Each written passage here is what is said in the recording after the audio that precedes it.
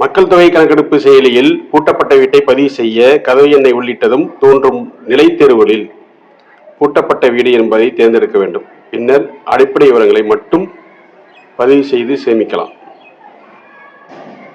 கணக்கெடுப்பு செயலியில் பூட்டப்பட்ட வீட்டை பதிவு செய்யும் முறையை காணலாம்.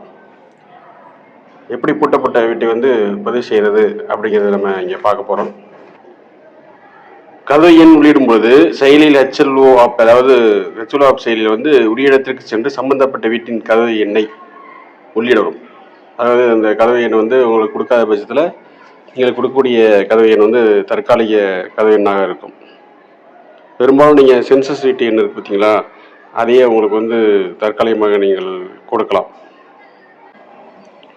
நிலைத்தேர்வு, அதாவது வீடு பூட்டியிருந்தால் அங்குள்ள நிலவரப்பட்டியலில் லாக்டு பூட்டப்பட்டது என்ற ஆப்ஷனை தேர்ந்தெடுக்கும். அதாவது எந்த நிலையில் இருக்கு வீடு அப்படிங்கிற நிலைத்தேர்வு என்பது பூட்டப்பட்டிருக்கா திறந்த நிலையில் இருக்கா. திறந்த நிலையில் இருக்குன்னா நீங்கள் குடும்பத் தலைவரை கேட்டு விவரங்களை பதிவு செய்வீங்க. இதே அந்த வீடு பூட்டப்பட்டதுலாம் அதை எடுக்க முடியாத சூழலில் வீடு பூட்டப்பட்டது, அதாவது லாக்டு என்ற ஆப்ஷனை தேர்வு செய்ய வேண்டும். பூட்டப்பட்ட வீடாக இருந்தால் முழுமையான விவரங்களை உடனே நிரப்ப முடியாது. எனினும் கட்டிடத்தின் வகை, கூரை அமைப்பு மற்றும் குடியிருப்பு நிலை போன்ற கிடைக்கக்கூடிய அடிப்படை விவரங்களை நீங்கள் உள்ளிடலாம்.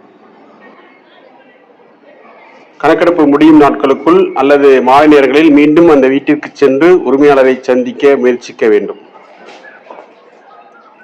உரிமையாளர் கிடைக்கவில்லை எனில் பக்கத்து வீட்டில் உள்ளவர்களிடம் கேட்டு வீட்டின் நிலை குறித்த அடிப்படை தகவலை உறுதிப்படுத்திக் கொள்ளலாம்.